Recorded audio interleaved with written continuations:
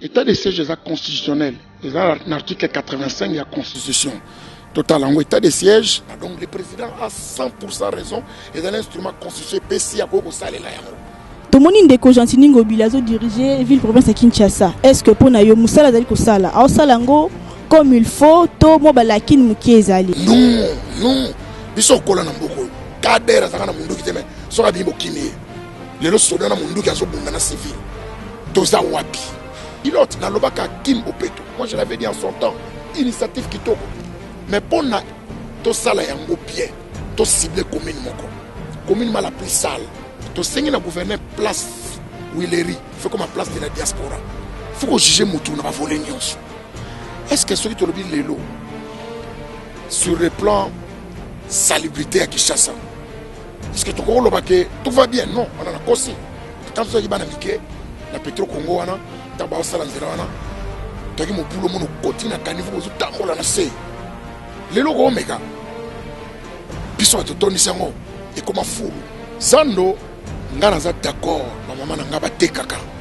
Ba kolisi biso na ndunda, ba kolisi biso na pondu, na za d'accord.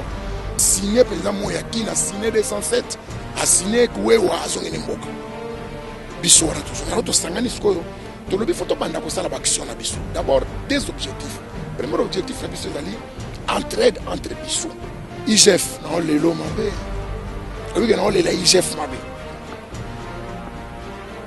na lobi te ke olega na ba TV parce que bande ko na biso ba nationalité na mboka ba fanda ba sala yango pona bolinga ba mboka na te basala ngo pona ba facilité azwaka visa te azwaka bana ba otango fele mo ba kan bele na sanswana wera a marqué époque na ye lelo olinga ye te so azaki joueur nyonso asali donc ba coupe nyonso azwi faire le bidé na sala dynastie. C'est une bonne idée, mais est-ce que mutu nyonso azo obligé ndima non oya lobika kozala te droit na ye type mo ezolega fali na faire na kati ou bien 4 personnes à 4. Fali, Ferré, Héritier, Fabricant.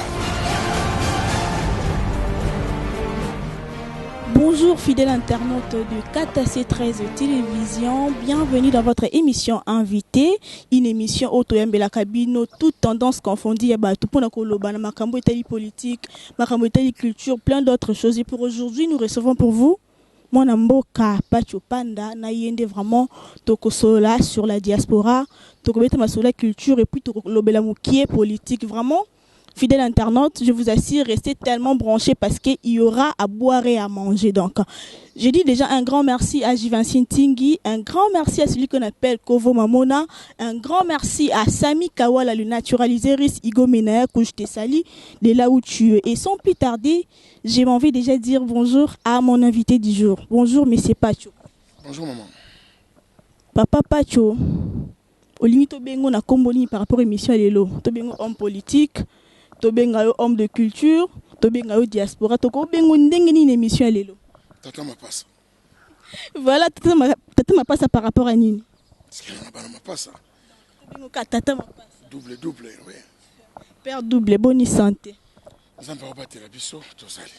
Solo les ndengeni, makambo zo avancer ndengeni. Rythme mboka, biso tout ça bien. Kitoko mingi, toujours travailler, tout ça. Voilà. Voilà, fidèle internaute, tout le monde qui est dans makambo itali politique. Tous les gens sont au courant que na est pays na biso RDC massacre viol donc guerre exotique à la cossilate donc toujours la guerre. Mais chef de l'État a décrété état de siège. Mon amboka Pacho Panda, okoki ko analyser ngondengeni par rapport na yo. D'abord te saluer l'initiative on est chef de l'État. Il y a le chef de l'État donc a joué mon état de siège. Province de la diriger na ba militaire. On remarque que la mongo to moni ba réaction belé donc la réaction ninge la kisake bato na ba lingaka te kimia izala kuna parce que état de siège avec ba perquisition fait ça le ba perquisition na ba ndaku ya bato ba za soupçonné bato moni yango mabe kako ba linga Congo te biso to linga Congo to linga bandeko na biso ya kuna état de siège ya malamu ko permettre ba mesure monsieur Zouama et Salema net le na otolanda zela ya bunia basura ba ke ko longola ba barrière péage banguna bachaka donc bamitukeleka kana batracasserie akosakana te lelo kozala so te kofutisa bato mbongo bota bato biloko donc état de siège permettre eloko wana esalema biso tosalue yango parlement indimi yango faut que loi accompagner yango donc toza derrière chef de l'état na tango toza lelo oyo faut ba langage moko na tango oyo opposition ezate majorité ezate FCC ezate cash ezate tango ezali ba congolais pour na ko trouver solution na mboka na biso il faut toyebaka bomengo ya Congo elukela biso problème malheureusement na complicité ka ya ba congolais ba bomengo ya Congo ba mboka ebele oyo eza ba voisin na biso ba envia biso ba mboka ebele comment ko exporter ba minerais oyo eza nango te ba Rwanda wana na sous-sol na ye ba minerais exporter ezate na somba ka minerais wana eza ngana yote batasoma minerais eza mindele. Donc, les multinationales ont encouragé l'insécurité, on peut permettre de profiter. Beaucoup de porte monnaie, tu as une voie normale. Pour biso to senga kanzambe yangote apesa biso yemoka ebitina apesa biso. Donc voilà, état de siège ezali encouragé par vraiment ngai en tant que opérateur politique, en tant qu'opérateur culturel, en tant que Congolais, nous sommes d'accord à 100%. Mon mboka Pacho Panda, état de siège.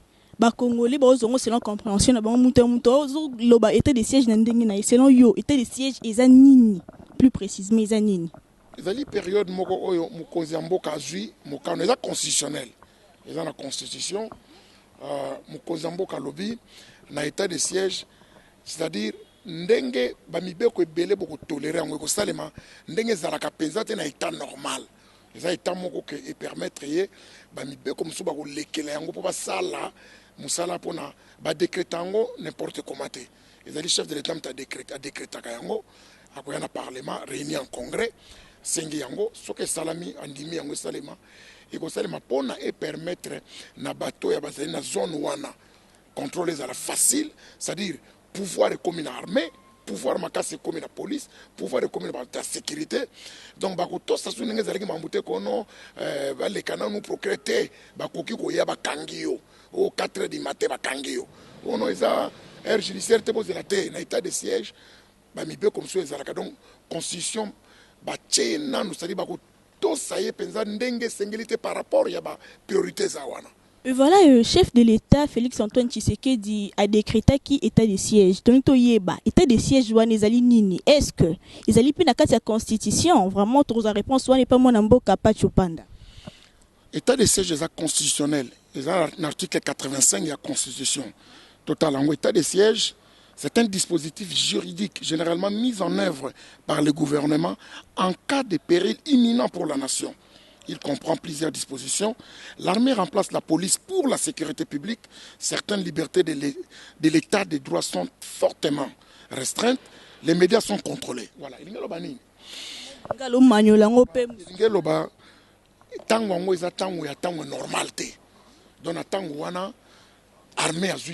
C'est-à-dire, ceux qui danger, mboka est en danger. Biso mboka penza, vous sentir que mboka ba paya ba koti na mboka na biso ko bomba bande ko na biso butu moy ko égorger et puis ça ba boyi ba filmer yango ba boka on a ba réseau ça dit que intimider population ko vider ba village à bato. Alors un bon président il était temps à jouer état de siège pour permettre na zone wana oyo médias ko za la contrôler armée ko soit place na ba fonni nango ba procédure belé ko za la changer et ko permettre ce qu'on a l'État a joué dessus, les dessus sur Banguna wana. Voilà un peu décrété et pas n'abisso na province wana. Donc le président a 100% raison et dans l'instrument constitué PCI à quoi ça les là yango. Voilà. Voilà des copains chopin de tomoni p deux provinces n'abisso RDC ils dirigés par yaba soldats donc crainte exacte que à la longue batouana baboya kotika bibonga na banganza mana ndenge balingala balobaka. Mais qui ça s'appelle zalaka Kinshasa pe zalaka na gouverneur ya militaire. Militaire azana s'appelle Moutut. Et ça na problème pour un moment, c'est-à-dire bâtir vacances na mandat ya ba élu wana par un mois et cause à la prolonger 15 jours encore. Après yango bazongi malin batiki ba police bazongi musala bango, c'est prévu, c'est constitutionnel. Donc ba inventer route. Ba kongaza maté dans la sens et pour un temps parce que au moni banda yango ekoti ezo permettre na ba d'abord olanda qui discours il y a général nalanda qui alobi eza inadmissible policier oteka mundu qui est armé otekela ngo munguna oko boma lobby. Donc il y a un problème. Donc bago ba kosala que dans les 45 jours ou pendant tant de temps ba kosala buzo baneza les sauter ba repousser banguna wana ba pacifier totalement mboka sika wana. Après ils ont normal peut-être des sièges ou mais la carte za 2 ans 3 ans jamais. Mais crainte na biso ezali que ba fanda wana pour di boba boya kolongwe ko masusu makambo ebele na kati ya mboka. Crainte wana za na fondé parce que constitution permet en monter. Donc la no wana perdre temps. Crainte wana za na non fondé parce que bazana état de siège pendant X temps. Le temps est connu. Voilà tout ce que nous est ya République démocratique du Congo to ya bongo na Engumba Kinshasa. Ndeko Pacho Pando zalaki bongo pe député provincial le maramundenge salama na kati Ngumba Kinshasa.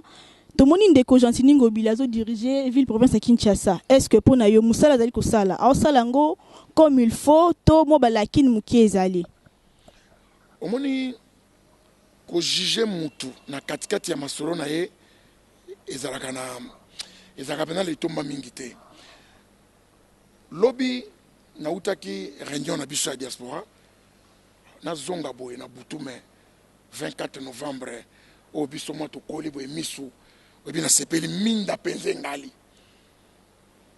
Oh babila nga yango kaka te na kasavubu ponga na zaki na Shaba Victoire obi ki selinga isengo mbala moko siko wana na ko répondre nini na voler wana. Donc ça va voler wana ça va, mais écoutez il faut juger mutu na ba voler nyonso. Est-ce que ceux qui te lobby lelo sur le plan salubrité à Kinshasa, est-ce que tout va bien? Non, on en a causé. Mais est-ce que le mécanisme est mis pour qui ne comme bien? Voilà, oui. Parce que sur le boulevard, au monde, quand le boulevard est au monde, il y a des sachets, il y a des poubelles. Et là, c'est que l'État s'allie par naïe. C'est au biseau, peuple. Malgré sachets, le monde a un moutabois poubelle. Mais sachets à vide. Donc, il faut civisme, civisme environnemental, respect environnement, et puis propriété, hygiène. Bisson ne photos à l'anango. L'État a un caniveau de la sika propre. Tant que vous avez na pétrole Congo, tabac salanzerana, tagi mo boulot mono côté na caniveau, vous tambola na se. Les logos meka. Bisson est autour et comme un foule et comme une poubelle. Donc, dire que les lots, na 4 mandat bolo bake, asali musala bien, c'est trop tôt. Mais ce qui est vrai, bah signal ni ne salami, oui voilà c'est musala fait la bien. C'est ça le problème. Il y a une création, il y a qui ne peut pas. Ils ont un slogan à Pamba. Non, qui ne peut pas être société ça là, ils ont slogan de ils ont société, ils ont la babylone ils ont la conscience c'est quoi animateur nango? Est-ce que ils vont répondre? C'est ça le problème. Le problème c'est que qui ne peut pas être mécanisme n'a pas ce exemple bah c'est poubelle. Ce que poubelle bah c'est yo bois qui est Liban et logo Libanda. Ce que nani a na faute place wana. L'état c'est poubelle. Yo tchété. L'état a fait signalisation. Que ce que les rouge yo faut téléma. Combien de bâtiments téléma? L'État a fait barré. Mais il a terminé à virage. Donc, au juste virage, au télémi. Donc, il y a un problème de part et d'autre dans la responsabilité. L'État a noyé, la population pas a noyé. Mingi biso penza to lekisi. On mona mutu ata mona mutu kazolia abwa ki makasa na balabala boire. Azumulanga surtout na taxi bis. Ce que yo lobby ont interpellé yo ndo comme na faute. Na bato bana kata bis ba fingio. Yena obongzamboko bolongo wana. Donc mentalité na biso faut changer nanu. Avant de demander mentalité na biso faut changer. Ce qui est vrai, mboka il faut qu'on crée ba mo, il faut créer ka ba richesse. Richesse va créer kango. L'État ça là en sorte que nous avons ça en sorte que province c'est à Congo ils en mbongo. Alors ce discours que tous en moyen te discours wana ça passe pas. Moyens ça d'abord les moyens sont moraux. Na pas exemple tout les provinces à Kwango. Bolo ba kombongo ezate. Mais bozana banzete. Bozana nzela. Luka ba partenaire, ba sala nzela cha péage et côte sambongo. Ça dit il faut qu'on innove, faut qu'on crée. biso l'Équateur to biote banzete zali luka société moko boye okani ke ko kata banzete na sur place et ko transformer yango d'abord ko créer emploi et vous permettre aux autres devises et puis epesi loi ba ETD epesi pouvoir na province aider famille solo à condition azala na garantie ya gouvernement central ya pouvoir central donc ministre de la finance a garantir yango okoko defa est-ce que va pexi mutu contact wana luka contact na yo luka ba investisseur na luka ba bailleur de fonds olobi kenga na posa na defa pona projet tel na ça la route il y a intérêt national et ko relier province na province mosusu na ko tia péage d'étude nango l'accès ki ko kotsa mbongo na ko zongisa yango oye na gouvernement central au sengo autorisation ba ndimi yango ko zimbongo c'est-à-dire les problèmes to ko lela ka tiwapi to ko lela ka tiwapi dans la sens c'est biso to lela alors province et bandina ville aux hommes na ville ba commune hein chefferie et Kébanine. C'est-à-dire, tant que vous avez été entité territoriale décentralisée, et Tchami, balinga qui pour un construire, linga qui pour un nin. Alinga pour na, je suis pour la base, développer où dans la base. C'est-à-dire, chef ya commune, bourgmestre, azanaba quartier, n'est-ce pas? Quartier azanaba balabala. Une rue propre est égale à un quartier propre. Un quartier propre est égal à une commune propre. Une commune propre est égale à une ville propre. Et une ville propre est égale à un pays propre. Donc, ce qui n'a pas besoin de c'est l'initiative est zatée, mécanisée zatée. Il y a une difficulté. Parce que, constituant l'inga qui n'a base, ce qui est aux chefs de la rue, c'est-à-dire, Moussano salaka balabala mokwando, Moussano est dans la balabala. Est-ce que ça passe si balabala n'est bon? Oye ba na tombe zo bino tu na lopango yo boki matiti apona nini foko longola balabala na yo za chef à quartier est-ce que ça passe pour ça pour musala za quartier na yo wana donc yo musala na yo tongo pourquoi kati malobati ba chef à quartier baza mingi ba papa ba nuni déjà est-ce que musala ngo ba ko sala ngo bien ndenge zo lobela wana ka projet moko oya linga tala ngo na Top Congo na lobaka yango sur changement ya système wana ce qui est vrai ba tona ba umeli mingi ba koli faut ba kena retraite. Mais retraite, il faut l'État foutre à bango. Il faut s'assurer qu'il va foutre à bango. Ce qui peut être manager bien, l'organisme Belé Ali et qu'on soit en charge. Dans le Baka, na Kishasa, on a ça que tu dois avoir 350 quartiers. 350 quartiers, quartier mo chef de quartier na vice na. Donc ça fait 700. On mettrait 700 jeunes, filles, garçons, pour nous respecter parité. 700 jeunes, bon, critères. Premier critère, graduat. Deuxième, licencié Mata. Ce qui va tourner, il y a un concours qui va organiser, va gagner, il y a territorial. Va jouer, va travailler. Au moment d'un changement, mon aime. Dans ce cas, contact même avec Greenpeace. Tu vois que chaque quartier a 1000 arbres. Dans 350 quartiers, dans ce exemple, échantillon le Kola Kinshasa. Ce qui tu connais 1000 arbres fois 350. Et ça, c'est combien d'arbres? Projet chef de l'État lobby, opération 1 milliard d'arbres. Donc, et ça biso moko faut créer une idéologie à solo qui permettre de développer un cannabis. En fait, créons des quartiers pilotes dans le Baka Kimbopeto. Moi je l'avais dit en son temps, initiative Kitoko. Mais pour na to sala yango bien, to cibler commune moko. Commune la plus sale. To cibler commune moko, to bi commune oyo. Kimbopeto makasi na nyonso aye na commune wana. Banje nyonso aza nango bilo nyonso aza nango tosala na commune oyo to l'accès ko ke ndenge to sala na le reste ya ba commune donc tout na sensibilisation na recensement bala moko parce que besoin sensibiliser bala moko tant vous sensibiliser chaque lopango bo kota bo pesi ba jeton chef à quartier na bensi bata balabala na ye ya quartier na ye le to kuta na pona boy bo tisi ba jeton oya ko ya te bani ka ya kite donc yene mutaza un civique na katu na bala moko l'état profiter na IREL. Combien de locataires dans chaque lopango? Bah fouta combien? Ça dit moins belé mécanisme de belé à vous permettre que to linga kaka mboka to contrôler yango et vous aura facile. Au moment na biso ba mine de peli. Au moment le pour mo eziki, muto changer mazate. Et comme il balé, muto changer pété. Et comme il sent, mon lit le côté et pour ta place c'est ça qui est éclairé.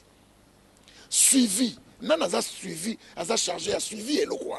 C'est-à-dire, c'est là où nous devons interpeller la place, il faut suivre les Zalaga et Loko. Vous savez, Loko, Kitoko, mais sans suivre les Zalaga et Loko, et bébé Nango. Les lots sont aussi boulevard Lumumba. Ti ok, n'a limité, de part et d'autre. Mon cabin me pèse moi, n'a il n'y a pas de sozoya, gouverneur asali babongisa environnement wana okovanda wana otie kiti otangi mpe livre na yo omokei mokomona biso moka mutu moko alongo kuna place osa torne ekomi wana au vu aussi de tout le monde. C'est-à-dire que Boma Bisso manque de patriotisme. On n'est pas patriote. La Mamboka Bisso, ok, chaque ndaku, chaque fenêtre est un drapeau en boka na bango. C'est pas linga en boka na bango. Et pas na biso blo connaissate. Culture connaissate. Na mona bana mateka ba drapeau ko ba somba kango. Ça dit faut linga na mboka. So lingi mboka. Nyo so to sala e ko sala facile. Donc moni pona répondre aux zonga na motuna na yo na ko lobake o ezo sala mato encourager yango. D'abord, combien de kino ba futa ka taxe na impôt? Combien? Combien de kino ba futa Mboka loko l'Afrique du Sud, rien que impôt sur le surface battu, c'est des milliards. Bisok Tocha qui chasse, combien de bateaux fouta? Bateaux c'est un peu fouta. Bah immeuble tout na yango so ba fouta combien? Mbongo yangwana to luka mbongo ezawa. Mbongo yangwana. Impôt sur les revenus locatifs, impôt sur les véhicules. Combien de bateaux ba fouta ka ba vignette wana? Combien? Même tout keza boni. Na pesa ka likanisi moka na lobi pona ba ndeko ya moto. Il faut faire un package. C'est-à-dire que pour la moto, il faut une plaque, il faut un casque, il faut une assurance, il faut un permis. Tu as un exemple, package, c'est $50. Chaque moto, il y a $50. $50, tu repères sa plaque, tu repères sa assurance, 3 mois par exemple, tu repères sa permis, tu repères son noir. Tu as combien de motos? Tu as un bon boni. Biso ko na kati na biso to sali clair répartition sona sa zuyaye o ya zuyaye o ya zuyaye ata bozui $10 mais so bozui $10 na 1 million et puis c'est combien so bozui $10 na 2 millions de motos et puis c'est combien to yena ngona ba catch pareil on est bon luka bindo noté package catch $100 na catch $100 et au permettre aux à l'assurance au moins to koyeba ke mbongo ekokota et qu'on permette à bâtir un peu bateau aussi. Parce que ceux qui ont foutu dans le paquet, c'est comme autant de alors, la police, il faut prime, il faut des polices spéciales. On va former, on va dire que l'unité existe à Kawana. Mais puis on va spécialement pour contrôler les bateaux. On peut avoir une moto et les qui habitent dans le banc. C'est-à-dire ceux qui basent sur la moto, ils ont la plaque, ils ont la casque, ils ont l'assurance, ils ont kangi yango. Aman ba kopé ça yo valeur ya moto, muta sundel moto. Est-ce que moto ça c'est parce qu'il faut imposer les pouvoirs de l'État. L'État s'impose. L'État c'est la puissance. On ne négocie pas avec l'État. Oui, ça m'a beaucoup on a besoin normal. Bamboto sens unique. Et je les canons ça c'est interdit. Et c'est normal, so lobby yo de ba fingi. Donc c'est normal. Mutu penza donc na ré à telemi à toi qui sabatu ou bien sabatu ni satu à bloquer à 5 km embouteillage parce que yende non biso kola na mboko kadera zakana munduki teme so ka bimbo kimie lelo soda na munduki azobunda na civil toza wapi tokomi wapi soda na munduki donc batu na batu basala part na bango biso pe population sala ka part na biso ne sere kata ko lobaka civil mezala banda propriété na ndako na yo bima na ngona lopango na yo c'est mieux partout ko keno zala bongo mais yo zo lia na mutuka ozo bwaka na balabala ponana na yo se sala nga motema pasi mono ko ndi mate mona mutu bazo lia bwaki sa se bwa akena so tunie agangelio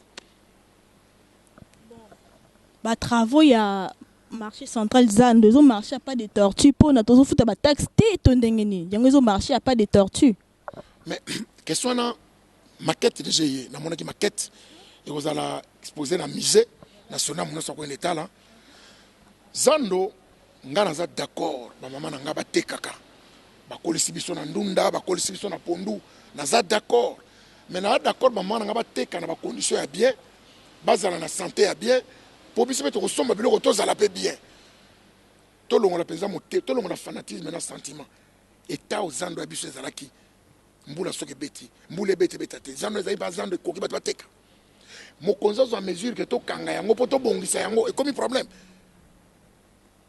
entre temps basuki na kokanga te ba fongoli ba Zando mosusu en attendant ba bongisa oyo mais c'est insuffisant ba place ba pesi bat yo bino botanga Zando beaucoup tanga Zando za bino tanga Zando ne ba 40 000 personnes on est à théâtre Zando balabala nyonso avenue de l'école avenue Rokading avenue Louvois avenue Lo avenue Tourne Kangama et comme Zando yango ne Zando biso kola Kinshasa na bino Zando yango wana Zando ezalaki place ba tchaba biloko na ngane mona na ezalaka est-ce que ne koka 40 000 personnes pourquoi balingo kosa bato tolobanga na bato vérité zando baosala bato baza na zando bazwi bajeton ntango bakobongisa bakozonga ekobatisa kapasité nango bato mosusu bakozonga moyen na yango me bato bateka pembeni wana bakanga babalabala me bafille ya komine wana batula te mibali nango leka bango naluka bango ndeni nzela ezalaka te na butu esécurité aliwa batula soki mbula ebeti ngai nazoba likamba solo kende na baluva wana kende banina na butu so koleka nzela eza te donc bato batya bamesa et puis il y en a qui se sont permis ya kotonga en dur na balabala.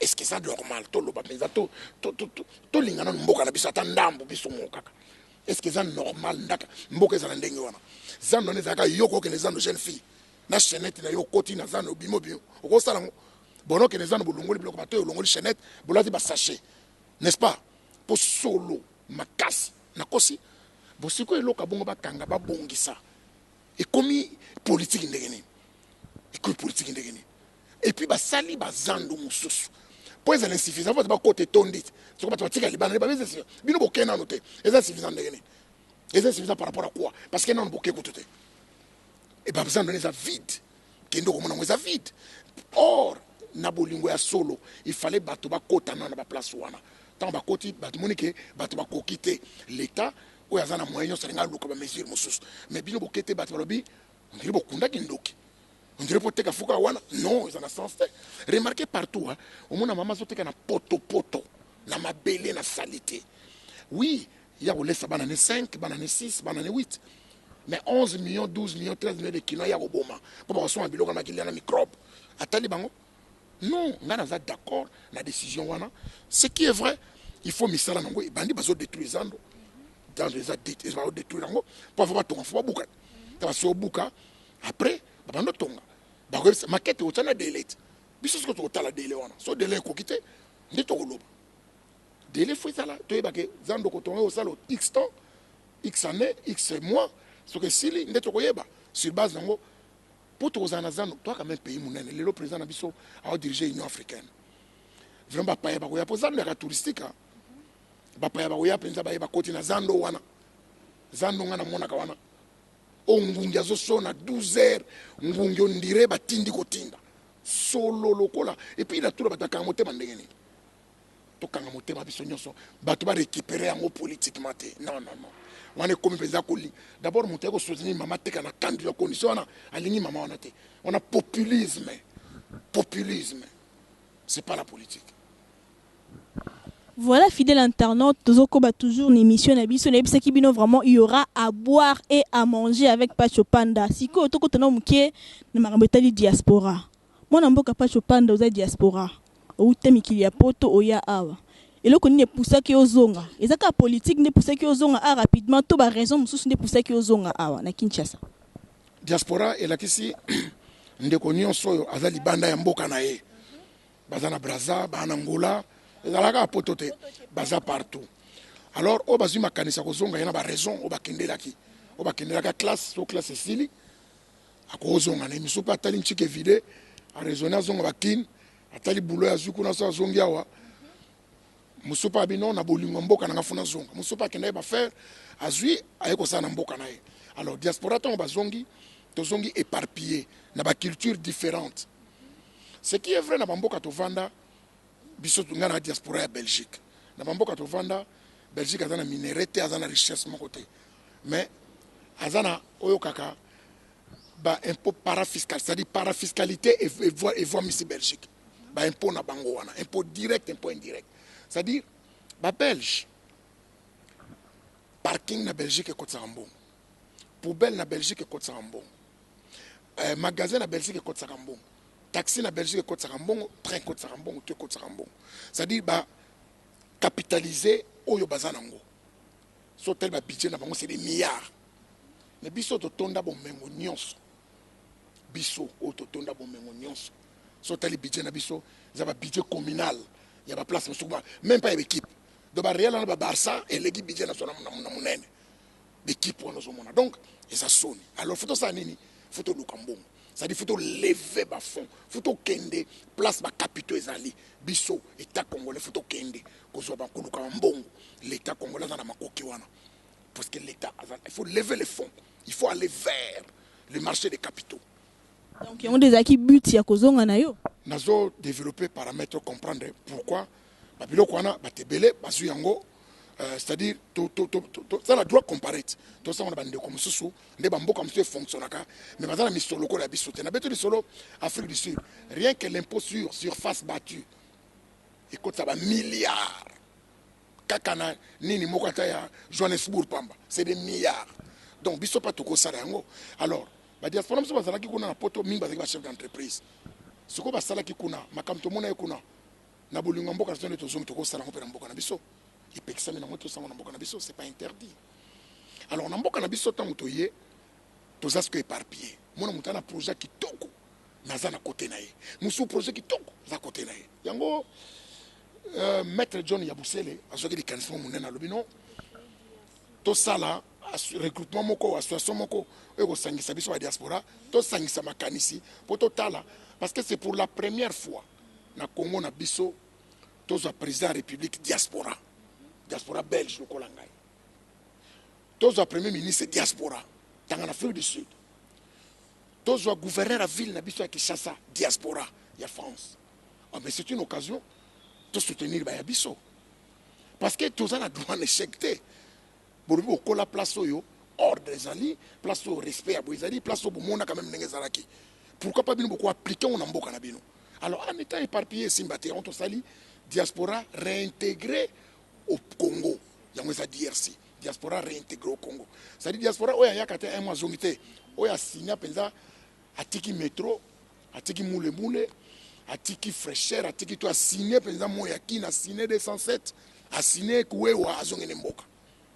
Biso wana to zonga to sangani sikoyo to lobi photo banda ko sala action na biso. D'abord des objectifs. Premier objectif na biso ezali entraide entre biso. Nazara maleki nanga Francis na maman Kalous Emeje bango bazana collectif ya ba ONG ya diaspora kaka. Ya bango ba lobby par exemple to ça la campagne ya diabète par exemple. Campagne ya tension, ba prise de ba test attention, test diabète gratuitement. Tu remarqué na kin ba mais la bamba imingité. Nous avons mais la 2 litres par jour et que effectivement la débélé. Nous tous sommes en train de lui kabandoki. Nous avons attention à mieux bagate. Nous tous sommes kolo agene, kolo tembo na nyangwe, kolo tembo na staff no yakin, mais zoka azaka diabétique sans yeba. Alors à travers ndenge to sangani sikoyo na entraide entre biso d'abord. Ba massa na ba Francis ba yena masolo na bango to sadango. Biso moko entre nous sikoyo. Les nôtres qui sont élevés en dignité, président de la République de la diaspora, premier ministre de la diaspora, mais gouverneur, il faut aider bango, n'a pas ministre, toko aider bango na ndenge na auto yebi to ye vers bango, qu'est-ce que nous pouvons faire ensemble? Yango to bandina, to bayina commune lingwala, to yito sala bopeto ya lingwala, mais c'est na façon ba diaspora, to recruter 200 jeunes, il y a différentes communes à Kinshasa, 200 jeunes to sala bango nini, n'est-ce que to zana lingwala? To identifier parce que ma boule ezali en entendant l'état aya ko sala musala ya muneno ko sala sengeli mais ceux qui ziper ta les boulot wana et que véhicule l'équipe normalement sans embouteillage c'est déjà quelque chose de bien. T'as l'avenir au yawa na quoi ya avenir à Jebo pour Kitambo na embouteillage sala makaneza ali wapona ni kaka ma boule za wana to ziper ma boule wana l'état to lobby hôtel de ville de Boakim mabanga ziper na avenir Bangala sozo kende obima na Kasavubu kota velodrome kuna na isa mabulu mo salama na lokola grandi bulu na koloba mabule na kalembelembe tozaki na lingwa la wana kalembelembe to boki c'est-à-dire moi muke makalito salama na 24 comités to sali wana tozo contrôler ba toilette tozo sala nyo tozo sabino bo sala par na bino e biso toye na port na biso toye ko chabino poa salongo ya ba diaspora ba ga ba mona kango tozui to sengi na gouverneur place Willery fait comme la place de la diaspora pour la nini. D'abord, il faut clôturer en gros, gouverner l'activité maquette. Il y a l'eau wana, et vous savez, c'est fonds propre à la ville. Mais il y a aussi telle maquette, on bat quand on va photo fontaine les alagana pour la bande qui ça c'est solo à kala. Fontaine les alagana. Par exemple, ça fontaine wana, par exemple, ça va parking et vous allez quitter quand vous sacanate rond-point. Ça dit apport na biso toye tolbi bon. Net gouverneur a présent d'honneur na biso toye. Tout ça là yango c'est dit elongo to bandi na lingwa la nan. Au moment venu Dodoma, so tali terrain appelle Zetouana. Terrain et puis ça va grand joueur place wana ba grand joueur na ndenge nyonso mais les autres tali terrain était na ngeza mabete tali grâce à diaspora to ya d'abord ko kire ba caniveau wana et permettre maïle kaka ko sala salongo général ko tala so to ko chango pelu synthétique te pour ton na culture ya entretien te malon pelu zaka synthétique to kuta na ba poto to na ba relation belé to na ba contact belé to ko négocier to sali ba terrain belé place wana et permettre jeunesse ya Kinshasa à la place ko sakana place ko sala masano belé pour terrain za munene makasi et belé ba meka ba spoiler na ba kokate donc na makanisone ya DRC yango to sangana eza ouvert na tout le monde oyo azonga na mboka pona bo to sala ki na problème wa ndeko na soma akufaki dede ba no sana DGPEC to tinda même mutu président de la gouverneur Ngobila apesaka moyen to tinda faire na biso moko kenda ko accompagner mama ya Moeti na Paris pour akufaka na Paris GG Kalonda kufaka mutu na biso pe délégation vieux jusqu'à to kufa to kenda katina donc to sali sanaka entre biso to zali sanga moko ya bien diaspora yango wana donc pour ba critiquer ka diaspora ba sala nini ba lobaka kaka teto ba ki poto zaki éparpillé so to sangani ko ignorer te bana biso diaspora zatina naza tozana ba congolais bana naza bana Silicon Valley ba congolais bana naza bana Silicon Valley bazana monde entier baza partout na Vatican mais c'est une force ndenge ba à l'instar ba diaspora marocaine ba sala banque Wafa Bank mais biso to voit misa Western Union so taliban envoie to tinda pour le na Congo na Kinshasa mutako sauter famille za na diaspora te ezana mo difficulté mutako sauter mariage nyonso ebembe feti téléphone diasa tinda mo eloko so moni benza papa mo sapato ko kazaka benza malonga bana ne basa ba côté wana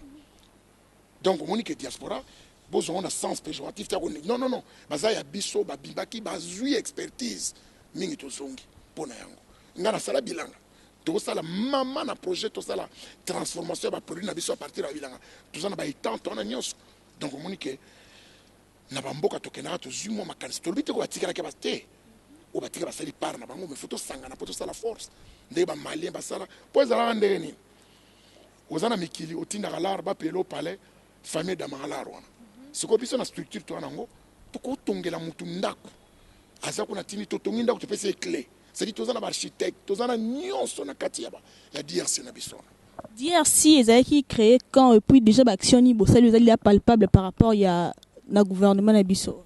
Il y a 5 mois depuis ba memo neti to lingi to keno kotika et pas ya président Mbosso pour to lingi penza nationalité et comme multiple to longola na ba contexte et salamaka wana nationalité inexclusive et zo bénéficier na bisoté parce que bande ko na biso ba nationalité na mboka ba vanda ba sala yango pona bolingo ba mboka na te ba sala yango pona ba facilité azwaka visa te azwaka bana baotango fele mo bakambo belebele na sanso wana donc bazwa ngo to na bolingo or bato na so to exclure bango wao mingi bazwa expertise ebele to ça lokola ba juif baza partout mais na mboka na bango to longola visa pour la diaspora par exemple o baza bato ba binationaux wana ça dit biso ego bénéficier na biso to ça la memo na sanso wana to ça ba ndeko ebela wa diaspora bazaka na poto faye mobimba papa kufiawa babotola bango mapangu basala boy ayaka na ba dossier to na ba avocat na kati to na cellule mobimba juridique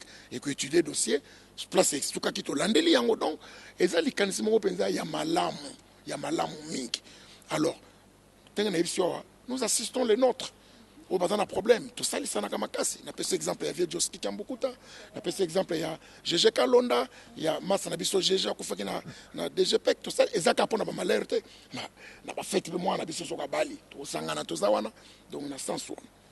Et voilà, fidèles internautes, nous arrivons lentement et sûrement vers la fin de cette émission. Et pour nous rechuter, tout ce que moi culture, moi n'amboka pas chopanda ancien porte-parole, il y a Wenge Musique à Mésomer, ou ya Werason, que je salue en passant. Mais, tu sais que la culture, la musique congolaise, bah conflit vraiment ils souté. Mais jusque là, tout le monde a fait rigolo là, ouazali moi na Wera, bazara toujours dans le conflit. Yo attend que ancien porte-parole. Ko kite ko luka moi terrain d'entente entre les deux personnes, wana papa na moi na bayoka na pona peka bien ya culture na biso. Nazaraka président ya tous les fan clubs ya Werason dans la Belgique.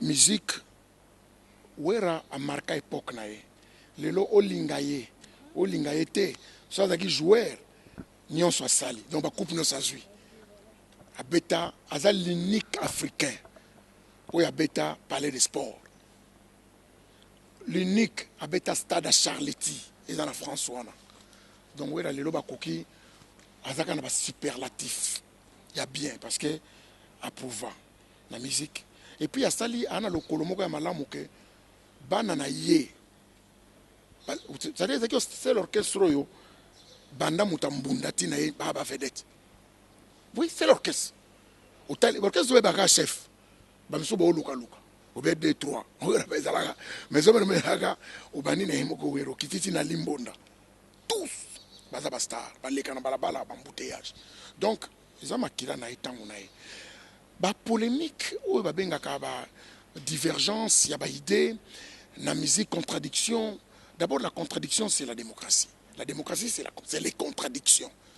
Donc, ngapesa kuna na kota kate, kinatala ye na ye te.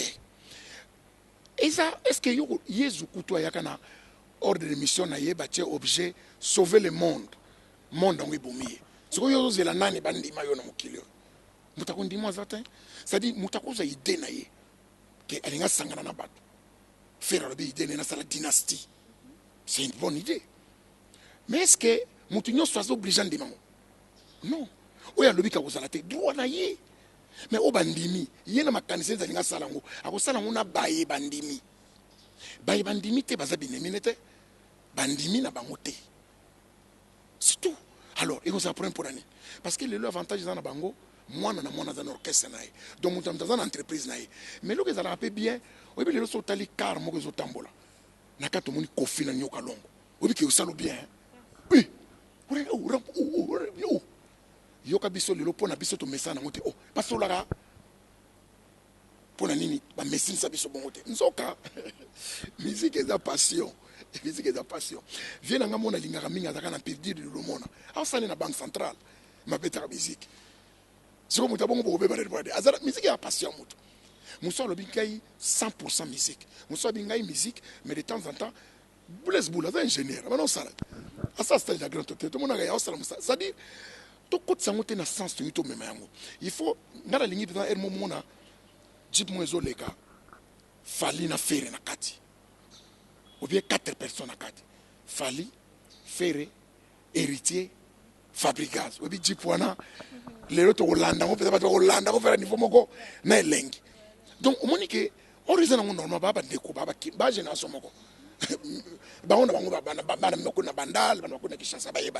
Donc pour Nanga, Bill Clinton par exemple, on dit que Bill a démarré car à la oui à BCB comme nani on peut que la Kalouchi a vu naé à que la Sega Longwe à que la Kakol c'est-à-dire image on a sur l'activité sur les langues et pourquoi pas mon appel à Ranson na mon akata moi na jiba so diplôme on dit langue wana donc ce qu'on va faire et comment dégainer et comment venir comme en fait na comprendre que ce qui mutakanisi ka côté kapoazana non lokota nana lobi evre so zaka kitoko to somba evre so zaka kitoko mutako sote to bila la musique to yebite munoko to yokate so kele na Abidjan na Côte d'Ivoire ba musicien congolais ne bazo cartonner kono ba on ba yoka lingala donc c'est comme ça pour Nanga eza na place kututé en tout cas to tika bana ba évoluer de baza ko évoluer mais wera grâce na ye bana ni nyonso na le colonel Simba mutra ndenge na ye ba kenda ba bien en tout cas. Voilà, les bonnes choses ne dire pas, les bonnes choses ne tardent pas. Nous sommes à la fin de cette émission. Pacho Panda, moi, l'obasuka par rapport à l'émission, à l'élo, faut y attendre, aux obligés en 4. Jibe Lubangi, na PC Mbote Belé, Master Nangada na Switzerland. Na PC Mbote Atro. Na Lobageloko Moko, avec un minimum d'amour, nous changerons ces pays. Minimum. On ne vous demande pas de sacrifier vos enfants comme on avait demandé à Abraham. À vous, on demande un minimum d'amour. C'est-à-dire, yo sala dans la société, au moins, ce que tu dis, babi sasika, t'as les tambours, c'est les chauffeurs, wana. De bali gabi on dirait kouf, on dirait bango loka sige sala kamabe. On dirait koufa kaka. Yo mona mutasala kuna yibi rétroviseur qui était libanda. Mona mutasala kuna yibi batterie qui n'était libanda. Mais remarquez, tout le monde va y bagawana. So tali bango na vie na bango bazala peka bien te. IGF na lelo mabe. Obi ke na lela IGF mabe. Na lobite ke olega na ba TV, na lobite ko sala ba campagne, mais nga na lelo kaka. Na lelo ka parce que mboka ba yibaka ba millions. Lokola Congo na monate. Mboka ba yibaka ba millions. Mais mbongo ezalaka te mais ba millions yibamaka. Te. Président Fachi justice masala musala na ye ndenge sengeni musala na yesale mapenza mutayibi non seulement ba ko kangewa habité to tche penza croyo ha bosana ba fonction politique na mboko yo ba kala ba beta caché inapte aux études supérieures so le ki zo ba bambe na caché tant moi le to comment na ba lauréance mutaseli ça la lauréance tant on a biso tanga yo ne 70% n'examen de théoute ma chance que tu wapi les 80% mutaw fâché non nga fana za 90 oh ya ndeni ko komo yebite ko tango yebite les raisons maintenant école mo bezo lo baké 100% d'examen d'état condition critère 100% d'examen d'état ingé laksani biso tanto otanga c'était difficile ba commission na 4e 5e 6e mais ils allaient aux on a ndene ba no comme ça batuna premier CO na 3e humanité et puis ce qu'on changer commune pour changer école il faut dérogation il y a école on a pas commis. L'école critère n'a pas commis 100% examen d'état. Donc, à ta zobaye à côté à foutu minerval, à une diplôme d'état. Bah, caché à inapte aux études supérieures. Faisons. Il y a un paysan à bateau, au yibimbon à l'état. Bolingouezan en oyote. 100 millions aux huit. En tout cas, et puis, c'est la calcul. Au lieu on est ici, la terre. Vous avez comment te prendre. Vous avez 20 000 $ par jour, quand c'est tout. On est là. 20 000 belés ici, la terre. Même quand tu as bateau lingi, qui est dans place au lingi, bah y a champagne, 20 000. Une semaine comme aussi après, bateau au qui mon ndokia, que yo to nommer là, muto so que kuna ka champagne, 20 000. Mais si on y a un milliard, pour ça non ni. Au combien de milliards yo mo vraiment. T'as la âge na yo na âge tike lo vivre. Pour toi na se photo kufa, au ça no santante. C'est un milliard non ça non ni. Yo mo 70 ndako. Est-ce que vous raisonnez que c'est normal? Te montrer bango tout. Pour bon pepe tala bango bana bango ma yelete. Va droguer ya basi ba balate zo mona ki donc boluka na noka kama ngambo moko ya pamba peuple a représenter nzambe na se soko zo sala e mabe yo moko ko mona kake o mona ka ki yungu na vina yo mona kake uzana mbongo bolia ka bien te utambola ka bien te ba bikila ebele place ngana zo fina penza mule na pondu na mwa likia yo mwa ete ozo tala nanu po ba pekisa yo tala bikila ebele bo vara bien te bo lala bien te faut la moko ça la incantation faut ouais biso chocolaté pesa kanda na tinda bino bisote bozala na bolingo ya mboka so ba pesi yo place ba nommer au ministre fukama senga na nzambe mayele po za responsabilité munene o tiki la famille na yo e ba ke famille na yo ba peso pe ndoi ne lelo na banjili so ko tuni loemba ba tu biso wana bourgmestre ba tu balela gae il faut du gozo ba ndoit ndenge ba pesa abel so ko so za kae na na pesa ndoi na misala na yo so batangi yo ka to banga bino te ezaka tango le kana wa ba batali so ezate alungwa na di ba miyibi wana est-ce que au mona normal il faut mutu soko ba seprande ba ya pacho to maliko so ya pacho vie ya muke wana ka vie e kota kana lisu c'est-à-dire au pesi peut-être 1000 fois mon peut-être les 5 parce que ba olinga yo mutu parce que misala mais so bino misala wana ya mabe konyoko la peuple mbongo ya bato boyiba mbobo siko non IGF sala boulot na yo mais ko le kana médiate yo sala ka boulot sala ba rapport mais yibi penza kanga ka bango merci Imona mboka pacho panda makambo ya centre de formation na ya bana ngabe suka wapi bino bwana ba fouiller je ma follow c'est prozoc tana uta mikili na ya via na muta encadranga ya on a sala ONG nanga akodi sala misale bele na be kol na ngai pona vie wana idanga makasi omoni botuna pe bana mai mususu oza politicien projet nani oye politique pour nani ngana ya politique pour deux choses mener une lutte farouche contre les antivaleurs et la restauration de la famille comme cellule de base. Lutte contre les antivaleurs. On a remarqué que chez nous, les antivaleurs sont applaudis et acclamés.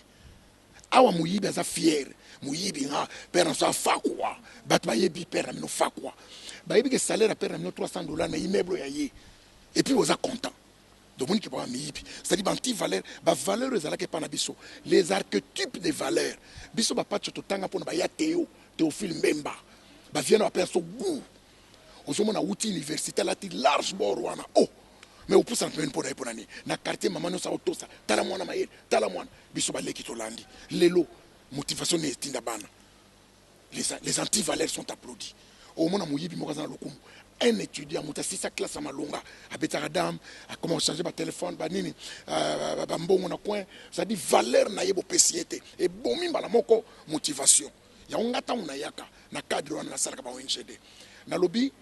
Un prisonnier coûte cher à l'État. Phénomène Koulouna. Les loges applaudissent. Il dit qu'il y a c'est très bien. Bana. Besoin de tout bouter. Coûte coca ko salama samba kangabino. Ko salama volontairement. Banani balingi bakende na servi na sonde zaka kala. Ole ba ono kanga. Et ko salama pe ndenge mo sami kakino. Tozo recruter deux choses importantes pour Nabiso. Pour armée, police, nawana. So lelo Moussa Salakango alinga recruter ba au moins des stades matinés tonda kabanda. Ça dit to recruter ba na armée to bito na posa ya 100 000 jeunes. Ba jeune ba koyana bango. Toto améliorer ka ba condition. Ba koyana bango. Ndé ba kena kana makasese ngana saluer. Isa mo boumbuté ba ke ba koyokola métier. Ba ko sala musala. Ba ko sala bilanga ko permettre biso parce que to important na cure-dent. Mboka tozana nyonso. Mboka tozana forêt vierge mais to important ka cure-dent. Yango ngana zoka likanisi na cadre ya réinsertion ya c'est-à-dire les anti-valeurs sont applaudis la réinsertion des enfants à travers la formation na zoka échantillon ba jeune na kena mona INPP na format bango tant basilisi na doté bango na quitte réinsertion lelo baza éparpillé misu bakena pe poto basalaka baza ba menuisier ba maçon sote ba so dans défense ba maçon au mona lelo ba carreleur mingo mona bandibu bandibo ezaba sali ba égyptien marocain ba osalango bisoté pona nini école à métier pendant ces années valeur donc école à métier est très important métier penza les quignon son métier tous on ba plombier qualifié te to on ba maçon ba père ce que ça métier ba jeune ça dit oh to pesi valeur mais ça la mususu il faut tout la politicien tant où y projet no c'est la nini quand je dis que bana ya mibali ba jeune garçon ba jeune fille oyo batangi faut valoriser bango pour na kopesa motivation émulation na obatikali balanda nzela wana omoni kalezalaka ceux qui classe étudiant comme na deuxième licence ba souhaiter que da ko luka bango donc tant aussi kamba mo pof ba yeba pas citer ba génération wana mbaramo bani musala lelo ba ko loba ke bana ba ko mebele oui mais mboka rusiza munene pour na ko développer mboko futo bana ba province omoni deux lois où est très important la loi on a na pesi longona na président Kabila où ya longwa loi sur la sous-traitance na loi révision à loi ya code minier et lo kwane mindele ba yine la biso parce que surtout celle qui a sous-traitance loi ya sous-traitance et ko absorber chômage au moins ba kino ba kotika la mukeba ba ozonga na ba province ba lokola ba tef ba tenke funguru meona ba kasese wana et ko absorber combien de sous-traitants c'est là où on va créer la classe des millionnaires congolais parce que batona ba yaka ba ina batona bango na mai bango ba kotekela biso or biso moto zali ya loi sur code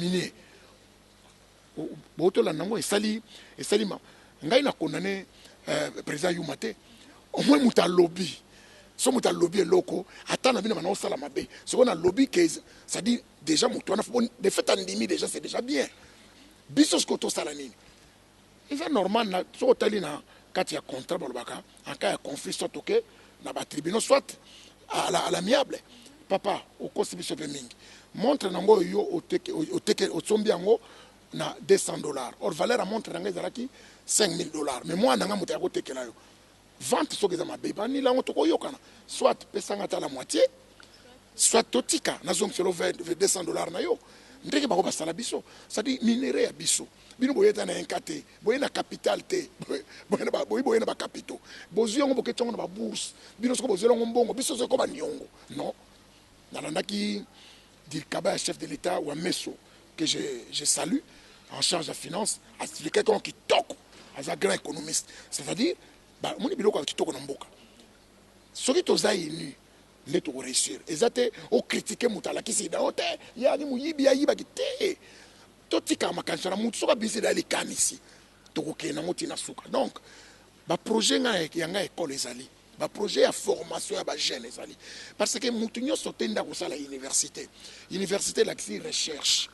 Mais faut sala ka ba métier. Métier. Moutou asili na menuiserie. A créer télé na a ko zobatimi ba lemi sato. So baza 1 million ba sili na menuiserie. Ba absorber comme de chômage. C'est ça. Donc c'est pour ça que dans les liens, on m'a bien à Ngaba, on a utarabiki il y a prof Mafolo, grand frère propre. Il y a Mafolo, on a fait merci. Bana tchango ba ibi ba bénéficier na ngwebele, na ngwebele na bilanga, na école na sala ba télé ba maman ko la galette, ko la ngo sala savon, donc na sala moi bon ils a pas sur lo ba mo nga ba lobela yo. Ko ba yo mo sala nga bien tie, nga ba lobela nga. Nga mo ko lo mo ba na mo nango, na bossa na kebele. Merci. Et voilà, nous sommes à la fin de cette émission. Hein? L'émission invitée qui était présentée par Christella Menaya pour le toile de la presse. Nayamba qui pone bino bongo. Moi nambo kapacho panda. Vraiment, la tonne qui ne s'engopé plaisir. Yako présenté ango pone bino. Un grand merci à celui qu'on appelle Jivancine Tingui. Merci à Kovo Mamona CM. Merci à mon boss JB Lubangi. Voilà, mon boss, je te salue. Je te salue beaucoup, mon boss. Si Sami Kawala depuis Paris, Yone papa social, vraiment toko fêter les 5 ans, donc tous la kakoya na arrivé na yo. Joyeux anniversaire à Major Panda, donc grand frère propre ya. Papa Pacho Panda, vraiment plein de bonnes choses. Richman Ansi le seul. Richman Ansi le seul. Joyeux anniversaire. Coco Ferre Panda, grand frère propre. Jorma. Joyeux anniversaire na yo. Voilà un. Il y en a les 18. Les 18 il y a les qui n'ont anticipé, sitôt, joyeux anniversaire, il y a le 14 mai, il y a lobby. Mon neveu n'a il y a le 11 mai, joyeux anniversaire, il y a le 18 mai. Mois de mai, moi, Lipamboli, petit n'a junior, junior Botoko, oui, junior Botoko, chargé de mission Gouv. Il y a Gentini, joyeux anniversaire. Vraiment, mois de mai, vraiment, moi, comme Beninga, le 16 mai, donc dimanche, toko fêté. Honorable Pacho Panda, on souhaite un joyeux anniversaire. Maman a un joyeux anniversaire. Moi de mai, Batoro, Bata gentil. Vous voyez que Pape Jean-Paul Dey a boté un jour, moi on a le 18 mai. C'est que yo, to bundisa na fwani. Non, on a boté un jour, moi on a yo. Au moins, niveau dans ça. Maman, joyeux anniversaire. Toro. Il y a un moment, Batoro, to zakabata gentil. Mais tous les décisions, tu as sauté aux yeux, l'on va joyeux anniversaire, na banama et tout. Banama et tout, il y a DRC, John Yabusele, Moïse, les justiciers de partout. Joyeux anniversaire.